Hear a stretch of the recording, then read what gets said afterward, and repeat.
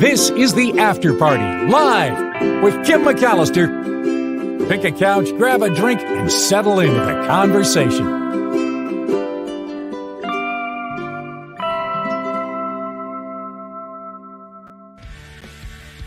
Hey everybody, it is the After Party Live. Thank you so much for hanging out with me on this Tuesday afternoon. I'm so excited about the lottery. Maybe you could tell this morning. I know I'm not going to win, but I'm just dreaming big over here. So thank you for being here. I do want to do a little announcement. I know a lot of people have received notes that if you're a contributor to the show monthly, that had been canceled as we switch over. And so there is now in the show description a new link. So if you're so inclined to do that, I probably won't ask as much just because it's uncomfortable and I feel like I've been asking all morning. So it is there. You will find it. It is a PayPal link and it's under the show description. So thank you for supporting the After Party Live, and thank you for all the wonderful emails that you've sent in, show ideas, story ideas, all of these things. So appreciated. All right. Well, we have another little late start coming in because the Mark Thompson show, this show begins when the Mark Thompson show ends. So let's get right to it because I have a lot planned for you guys today. We'll jump right into animals, and I do have an update. Remember Chunky Gator? Yeah, Chunky Gator. Chunky Gator has been moved. You know, Chunky Gator was living in this lot that was littered with trash. Chunky Gator, as the name would imply, is quite large. 400-pounder, I think. Maybe even more than that. Well, after the story came out, they being animal folks, came out and removed Chunky Gator from this former Coca-Cola plant area where he was living in this lot that was full of trash and debris. And he's now been taken from this lot in Temple Terrace to a place called Croc Encounters. And once he arrived there, the vets took one look at him and they're like, time for Chunky Gator to go on a croc diet. So he's on a weight loss regimen. They say, yeah, you know, he's a little heavy for this particular animal. Some people in the neighborhood where this croc had been found say locals had been feeding him. They named him Coca-Cola because he was on the former Coca-Cola plant site. He apparently was served lunch and meat and ham by nearby residents. So his new diet is expected to be a little bit more appropriate for his species. They say all their alligators at Croc Encounters are on a mix of a pellet diet. They'll feed him fish and chicken and slim him down a little bit. So he's on the way to health, although Croc Encounters, I don't like the idea of people paying to go, you know, I mean, I hope that they have a good life there. So, but update there on Chunky Croc. He's no longer living in this squalor in this area where he shouldn't have been anyway. So that's good.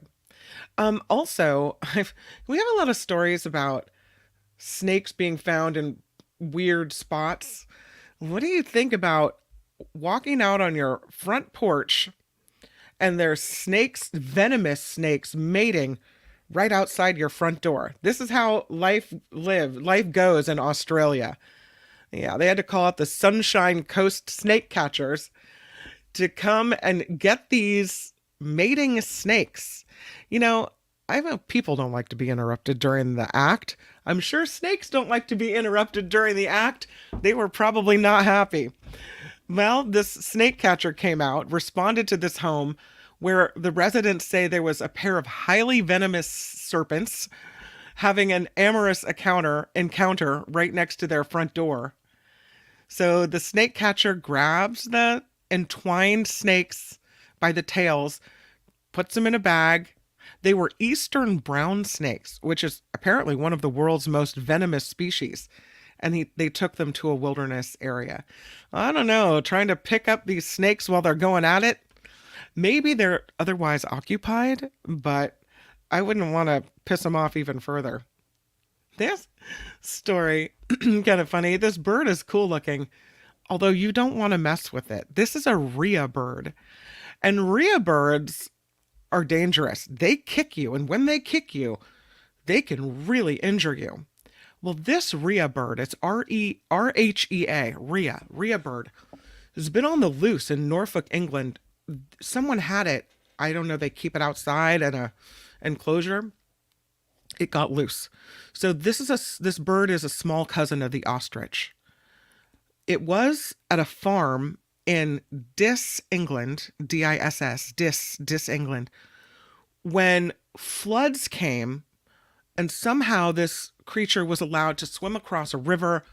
It basically broke out of its pen, was swam across a river, and it's been on the run ever since. For a month, they say, this rhea bird was in the field next door to the farm. The farm's about 30 or 40 acres. They say they tried so many times to catch him. Every time we rounded up a few people to help, they say he just bolted right before we even got within 100 yards of him. He didn't want to go back. This bird's name is Chris. They call him Chris. He was spotted numerous times in the Suffolk area. He was recently caught on camera in another area. He doesn't seem to be having trouble finding food. He seems to be thriving just fine out in the wild. Residents who spot rhea in an enclosed space or in a fenced yard are being asked to contact the owner immediately. But he said, don't try to capture this bird yourself. Be aware, he said, they kick very, very hard. And I think that's why people are so scared. Either the bird's running or kicking, and no one has been able to capture it. It's been since November. This rhea bird named Chris has been on the run. He's just hanging out, eating, living his best life, you know. If you could please click the like button, I would so appreciate it. If you haven't subscribed to the After Party Live, please do that as well. It would definitely help me out. So thank you for the consideration there. There is a new item, new gadget that will tell you, especially if you're someone who maybe has issues with incontinence or other things, it's an implant that will tell a smartphone app when it's time for you to use the restroom. So there's a lot of diseases or conditions or syndromes where people don't know. And so this could be helpful for a lot of people that are struggling with certain issues like spina bifida, paralysis, certain bladder diseases. Sometimes for people, knowing when to go to the bathroom is not so cut and dried. So to help ease the frequent stress, some researchers at Northwestern University designed this sensor array. It attaches to your bladder's exterior wall, enabling it to detect its fullness in real time. And then, using embedded Bluetooth technology, that device transmits its data to a smartphone app, allowing users to monitor their bodily functions. So a lot less guesswork for people that have issues with this type of thing.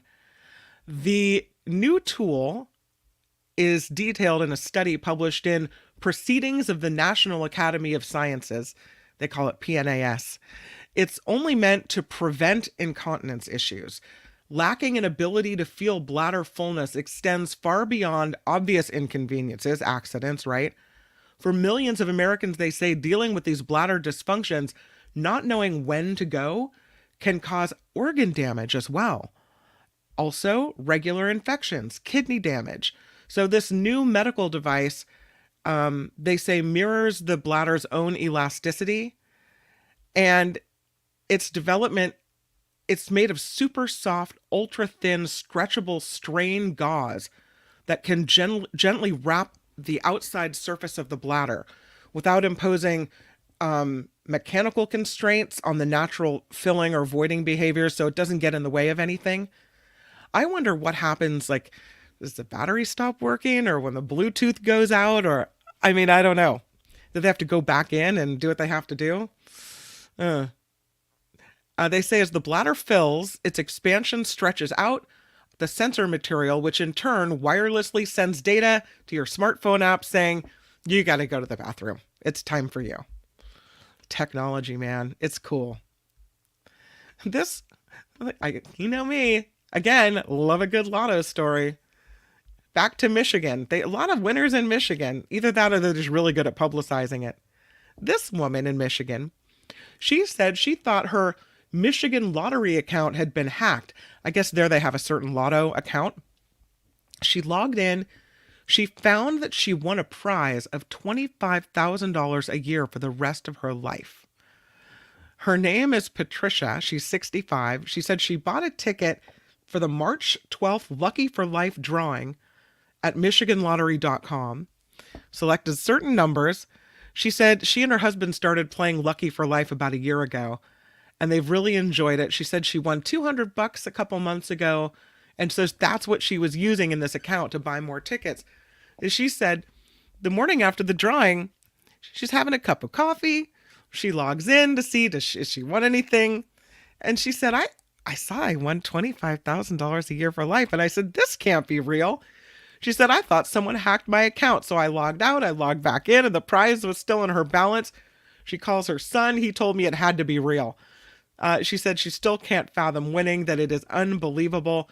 So instead of taking the 25 grand for life every year for the rest of her life, she decided to take it as one lump sum payment of $390,000.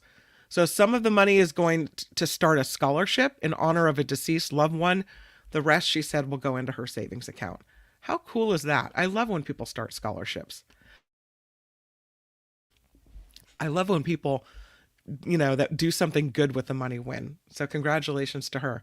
$25,000 a month for the rest of your life. I like it.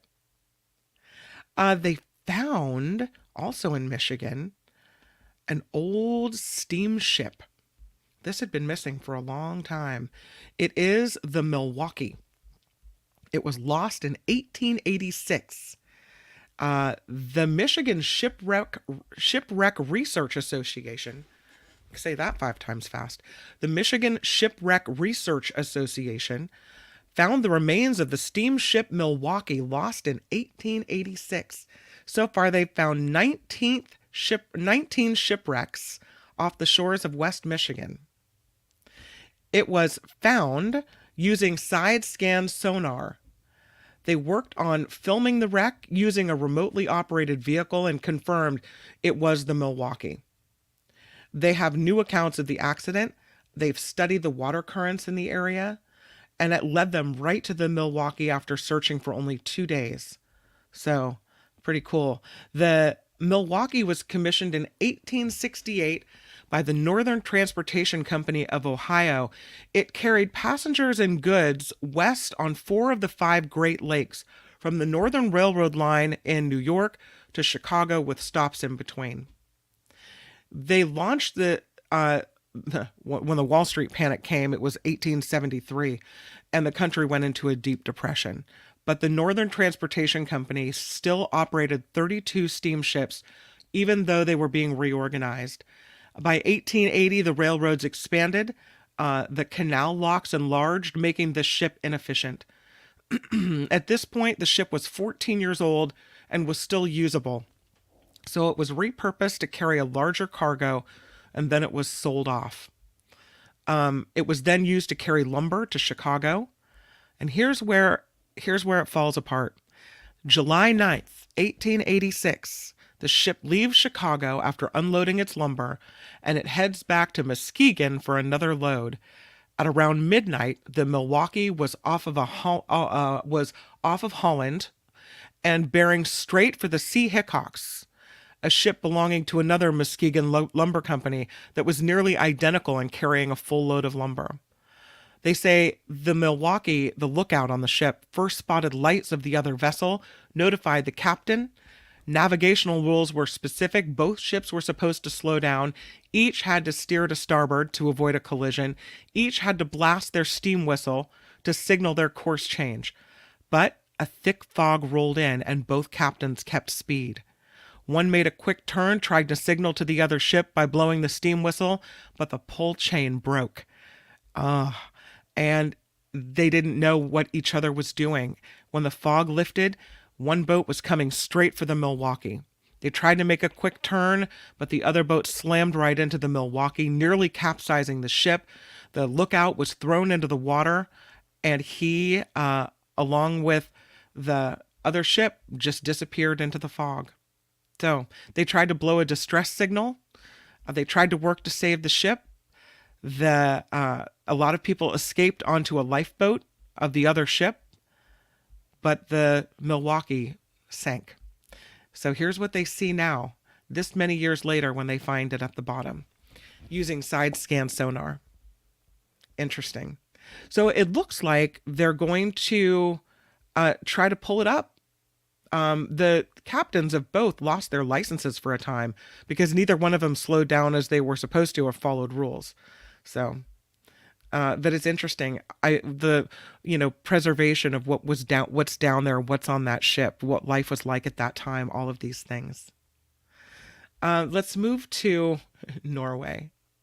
There was a time that in my life when I first got my driver's license you may know I've mentioned before that my parents are divorced, and so I grew up here in Petaluma where I live now, but I went to high school in the Santa Cruz area.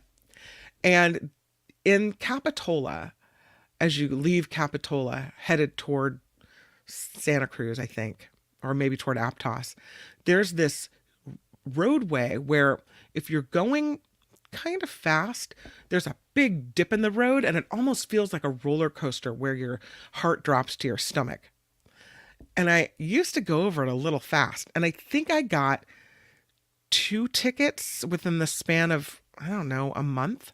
My dad lost it and took my car away and said, you got the tickets because you don't understand the financial responsibility of having a car.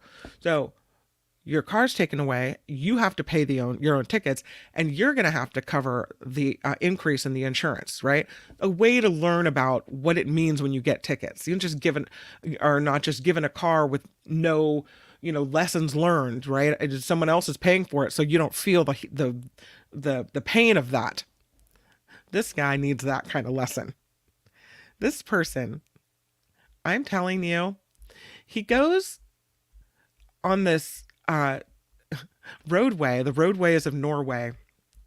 He gets 25 speeding tickets within 19 days.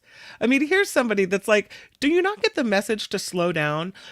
If you've ever received a speeding ticket, does it not slow you down a little bit? And you're thinking, oh God, I gotta really watch my speed, or I can't afford another ticket, or, gosh, I didn't realize I was being so unsafe, or whatever it is. When you get a ticket, maybe it adjusts your attitude a little bit. One would hope. Perhaps. Slow you down for a while, maybe, or longer. This is a Frenchman. He'd been in Norway for just over a month, and now he's got a 21-day prison sentence because he did not get the message to slow the beep down. 25 speeding tickets in 19 days. He's young, 23. He'd gone to Norway looking for a job. And between February 6th and February 25th, he was caught speeding 25 times. One of them, the worst one, he was caught at the wheel of a Kia going about 70 miles an hour in a zone with a much lower speed limit. He was going, they don't do it in miles per hour. He was driving 113 kilometers per hour in a zone with a speed limit of 70 kilometers per hour. The court says you represent a danger to traffic, and his infractions were registered by fixed speed cameras. The man didn't realize that cameras were watching. He had his sentence reduced by 3 days, from 24 days down to 21, because he fully confessed, I did it, I sped, yes. And they took his driver's license away for a year. Think he feels the pain? I think he feels the pain. You can't do that. Not even your country, I'll tell you. They're doing something in Mexico where they call it the right to sleep. They have, I don't know. It's here, I have video for you of this. In Mexico City, they're celebrating the right to sleep. I didn't know. I knew we had, a whole bunch of rights. I never thought about the right to sleep. But Here's what they're doing. They're taking a little nap, is what they're doing. Yeah. Look at that. Everyone taking a big collective snooze. Hey, that looks kind of nice. In the middle of the day, sometimes you're a little tired. This is happening in one of Mexico's city's busiest neighborhoods. About 200 people took time out, took this big collective nap right in the middle of the street. What they were celebrating is World Sleep Day. So it was pretty hot out there, but they had their mats. You see there, the little blue mats, and they had resting pillows for their necks. They had masks for their eyes, and they just tuned out the noise of the city and had this peaceful demonstration for the right to sleep. The doctor for the Center of Sleep and Neuroscience says the idea that sleeping well or having this event attract attention can help launch new public policies to promote rest is really important. In Mexico, they say they have long working days, but no spaces at the workplace to guarantee time for a siesta. Oh no. Thanks to guided meditation sessions, the nap participants sank into a deep sleep. Others were just kind of relaxing for only a moment. But you know, that's President Biden. That's not the sleep people. But I could get behind a sleep demonstration. Sure, why not? Anybody feel like a little siesta today? Siesta fiesta. Yeah. Time for a siesta right here. That's right. I bet they don't. I bet they don't stop you for the ticket. They probably just mail it. Imagine getting one after another after another. Man. I was a bad girl. Hey, I learned fast though, right? I learned that it was my responsibility to deal with it. Angel in the Bay Area, thank you, and happy Tuesday to you. Huge mahalo for the $10. Thank you, thank you. And Spencer Jaffe with a $5 super sticker, thank you. F. Drump, Go Judge Chutkin, I think there's a T in there. Thank you for the $5 super sticker. I really appreciate it. Again, the new PayPal information is in the show description, so you'll find it there. All right. We are moving on to talk about UFOs. So if you were going to research UFOs, the question is, where would you go? Well, it's not here. It's somewhere else. Here's where you would go. You would go to the archives. The archives are in Sweden, and they log paranormal phenomena. They have newspaper clippings and books and first-hand accounts of people who said they visited other planets. It's all in this Swedish archive on paranormal phenomena. And a lot of people go here. People from around the world, researchers.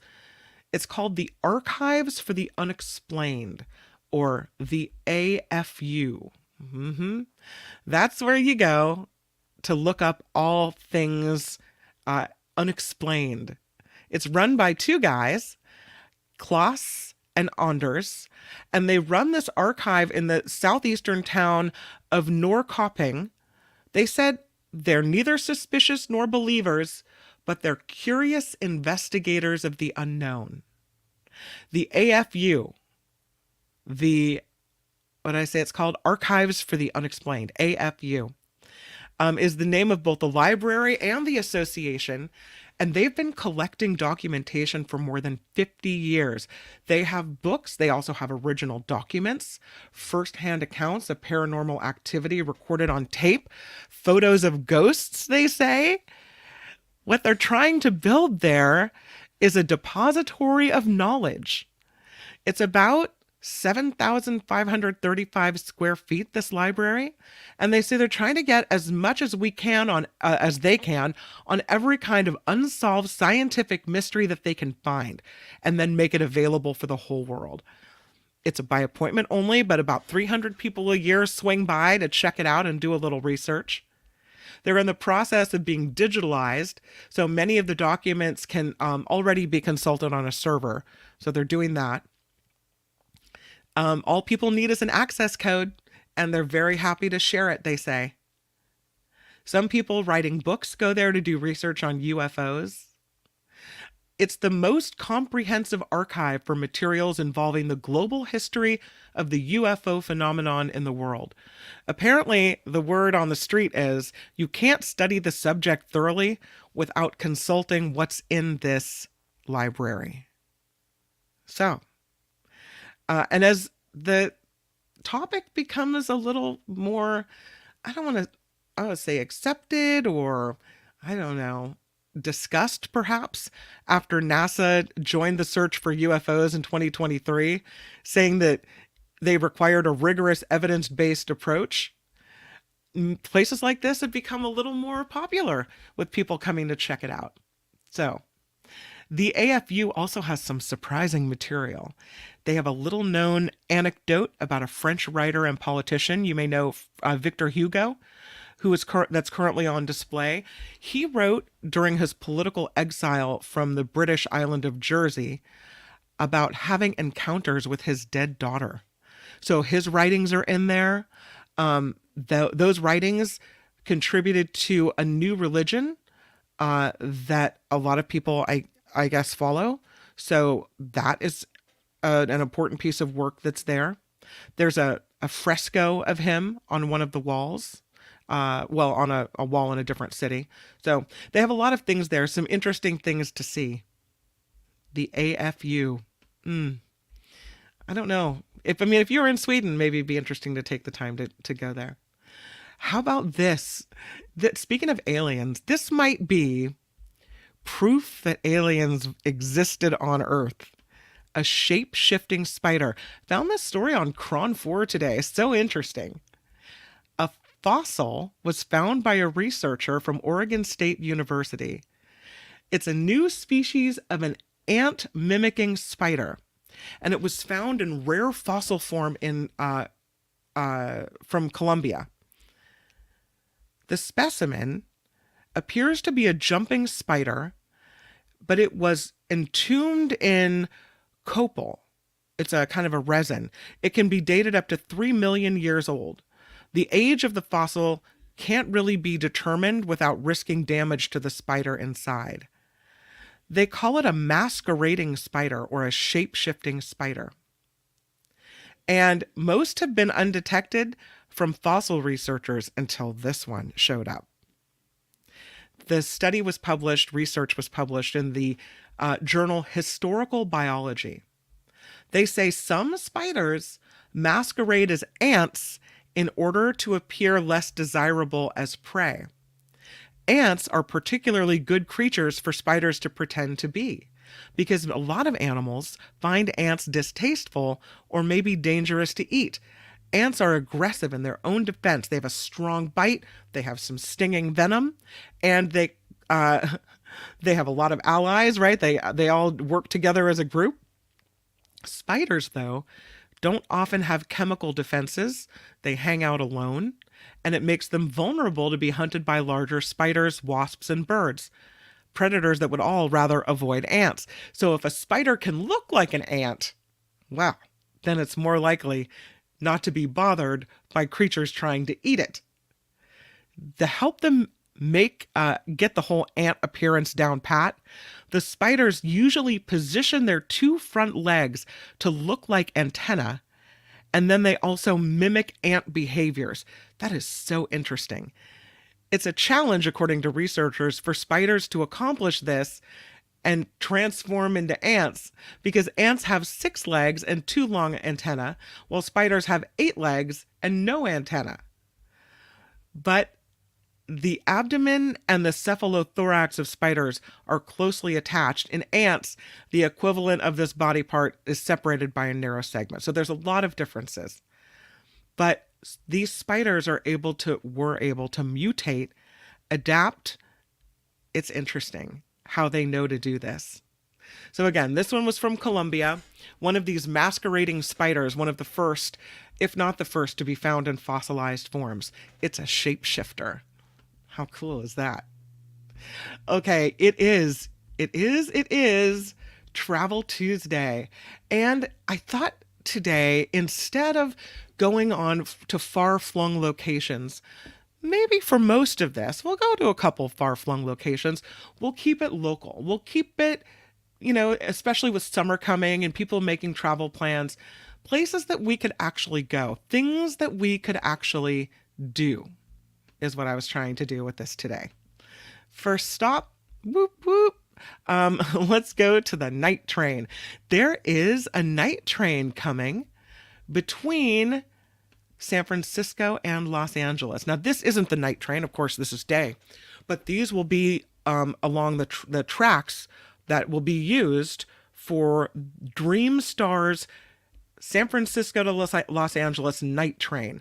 And they have signed a collaboration now with Union Pacific to start this deluxe overnight passenger train service between San Francisco and Los Angeles. So, you might want to go to Disneyland for the day, whatever. You don't want to drive all the way down. Gas is expensive. You don't want to pollute the environment.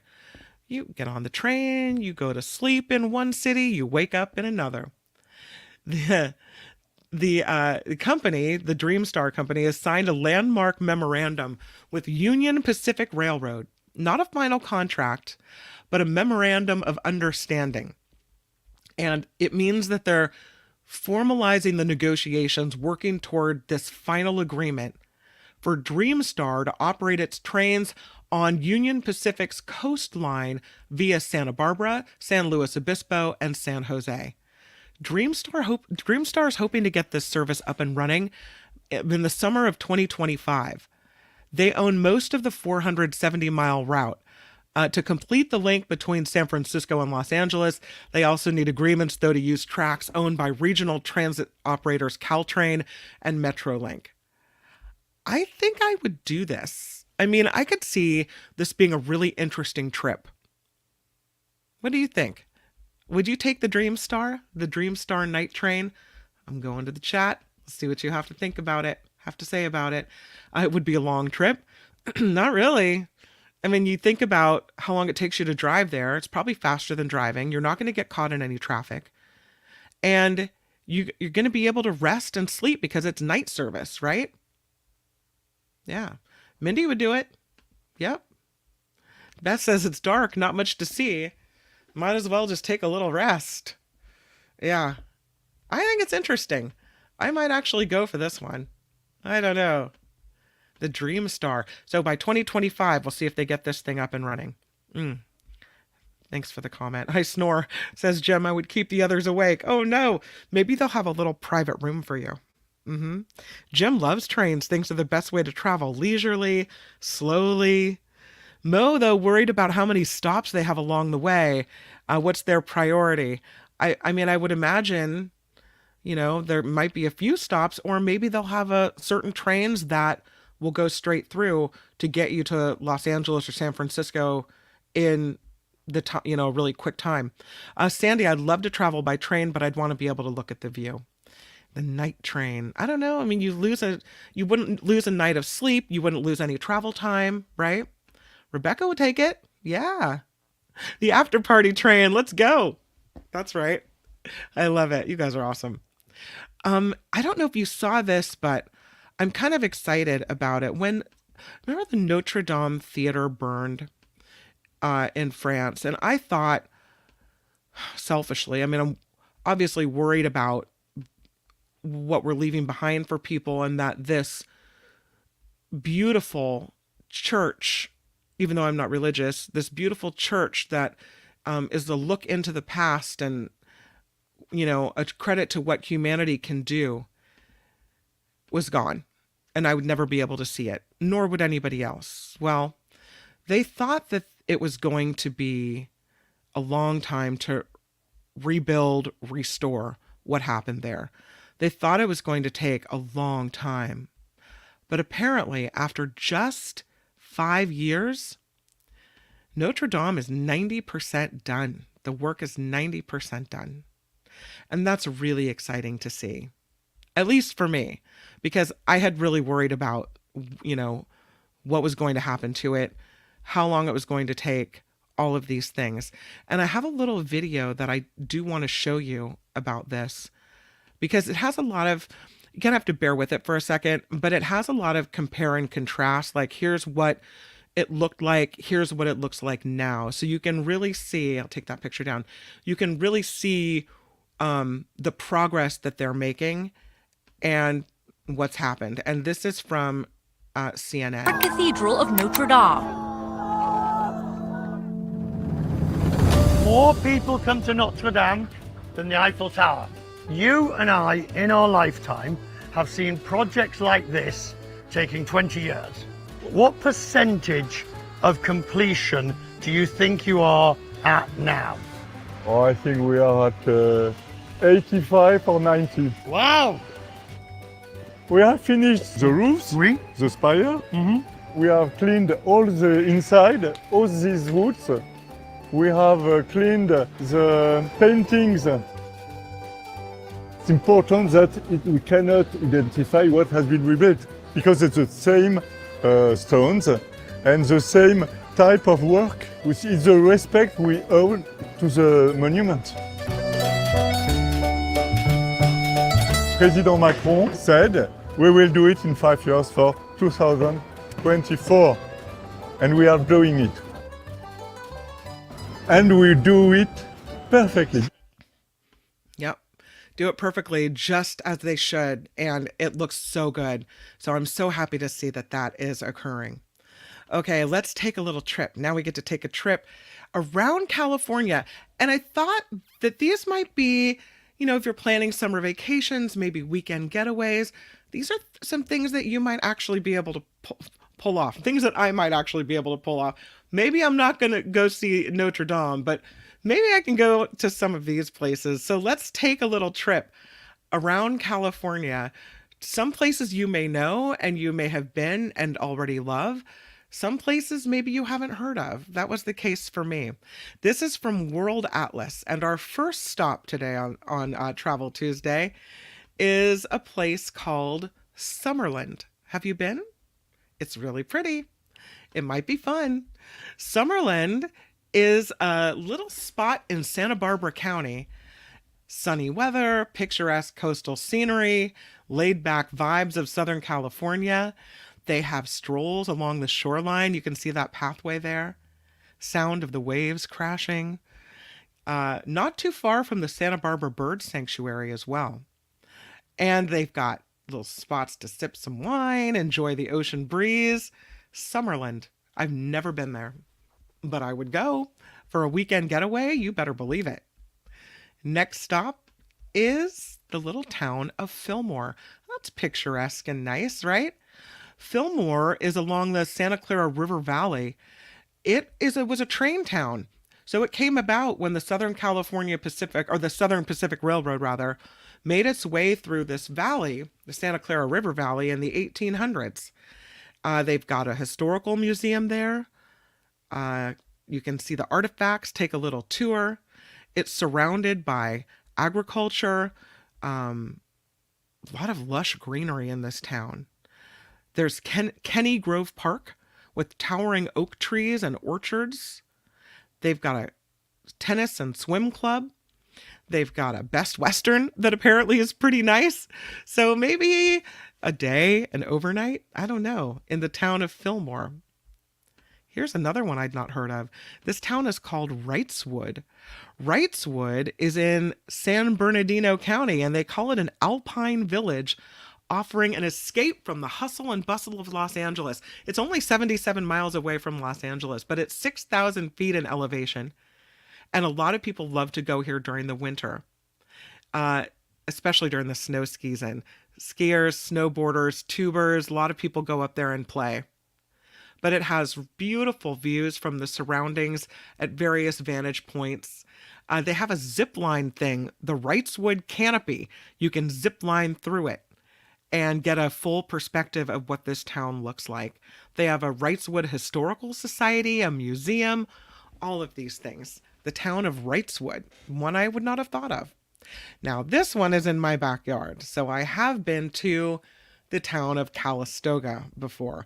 A lot of wineries, a lot of really cute little shops. Of course, it's in the wine country here in Sonoma County. They have hot springs here. Of course, there's the picture of the Old Faithful geyser, but there are hotels, motels where you can stay, where the pool is really, they say therapeutic. The water comes from the springs, so it feels different. It's kind of thicker, right? There's therapeutic mud baths, soothing hot springs, and of course, yes, exquisite wines in the Napa Valley. The city of Calistoga, though, that's where the Castello de Amorosa is, which is the kind of like well, it is a castle, and they shipped stone from Italy to build this amazing castle in Calistoga. It's really cool. They have a museum there. They have all kinds of things to look at. This is a great weekend getaway, the city of Calistoga. How about this? Have you ever been to Cayucos? I have not. This might have to be put on the list. It's a beachside retreat in San Luis Obispo County, Cayucos. It's a laid-back village. They've got leisurely walks along the pier at Cayucos State Beach. There's fishing. There's the Bluffs, the Estero Bluffs State Park. Untouched beaches, they say. Protected grasslands. Onshore breezes. And a dining scene that is vibrant. They have a restaurant called the Sea Shanty with seafood dishes. And they say it's very peaceful. There's a place called the Shoreline Inn that is good to stay, according to World Atlas. Somewhere else I didn't know about and have never been, a little town called Avalon. Doesn't Avalon mean heaven? Looks pretty cute. Avalon is a getaway on Santa Catalina Island. It, they say, is a remote retreat and might be exactly what you need to relax. Easygoing boat trips, turquoise waters surrounding Avalon. I keep thinking of the barrels of chemicals that were dumped in the ocean near here. Maybe don't go swimming, just enjoy the island. Oh, and maybe don't drink the water. I don't know, it's in the sea. But they have the Catalina Adventure Sailing.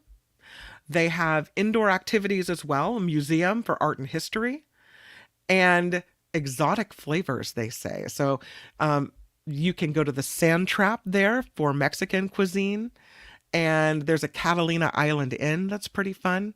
So that's the town of Avalon. You know that old carpet place where it was a commercial Carpeteria?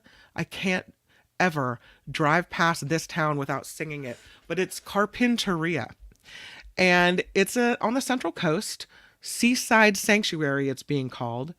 A lot of open spaces. It's in Santa Barbara County. They have Carpinteria State Beach, recreational opportunities, so swimming, surfing, fishing, camping, hiking, and there's a Carpinteria Valley Museum as well. So I've not stopped here, but I've always wanted to. This place I have been. This is Cambria. Cambria, also on the Central Coast. It is halfway between Los Angeles and San Francisco. Great stopping point. It's a small town getaway for people that love coastal areas. They have the Fiscalini Ranch Preserve with dramatic ocean bluffs and a grassy marine terrace. Apparently breathtaking views there. Cambria Farmers Market. A lot of cute little stores in this area. Seasonal produce, charming handmade crafts. There's a historical museum here as well. So that's kind of fun. What about, if you're doing a California jaunt, Coronado, beautiful in the San Diego area. The luxurious Hotel del Coronado is a great place to stay. I don't know how much it costs, but I'm sure it's lovely.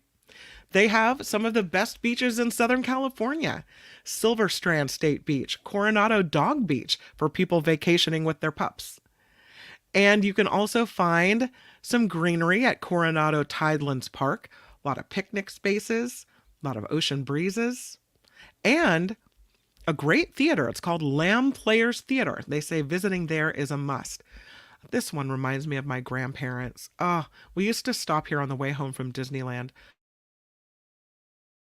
Maybe you've been here too. Yep, it's Solvang. Solvang is one of the best towns in California to visit. Danish heritage here. It's in the Santa Ynez Valley, and it's really like stepping back into an old European city. They have a museum of art and history to see artifacts that highlight the Danish roots of Solvang. They have a Hans Christian Andersen museum with the author's works. They have traditional cuisine. They have the Olsen's Danish Village Bakery, cookies, breads, pastries, so many shops with little crafts and things that are so interesting. This is a place to walk around for a day or two, a great weekend getaway. I've never heard of this place. It's called Oak Glen. Have you been here? Interesting. It is, they call it a delightful escape from the crowds. That means that nobody else has been there either. Natural surroundings, sprawling farmlands, vast orchards. It has beautiful views because of its elevation. It is, Los Rios Rancho. This is in the San Bernardino Mountains, by the way. Offers sweeping views of this area. There's a lot of kid-friendly activities like Oak Tree Mountain. They have pony rides, pig races, a petting zoo. Stone Oak Manor is here. I guess that's a really good place to stay. So if you're interested in Oak Glen, there you go.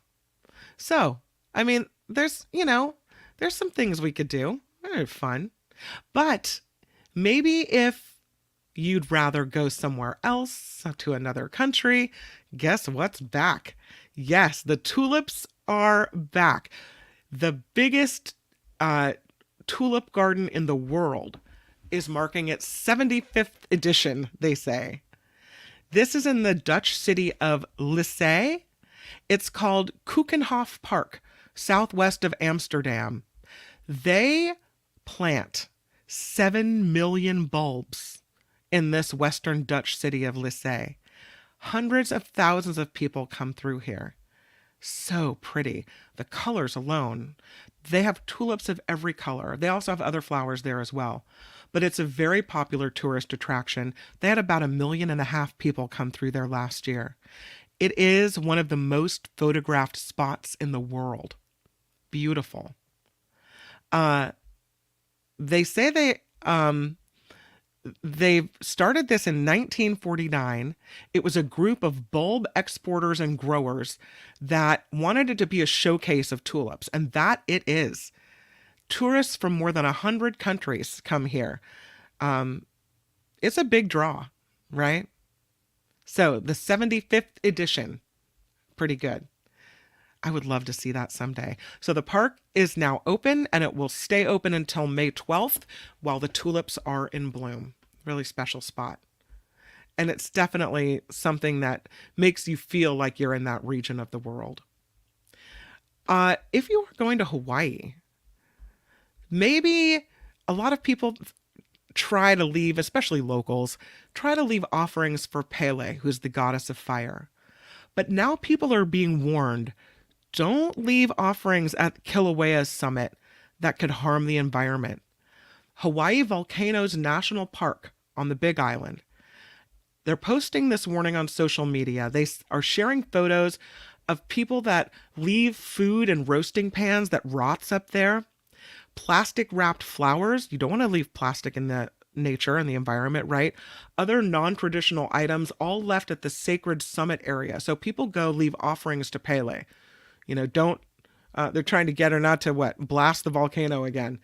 People leave offerings to pay respect to Pele Hanumea, the elemental deity of volcanism and creation.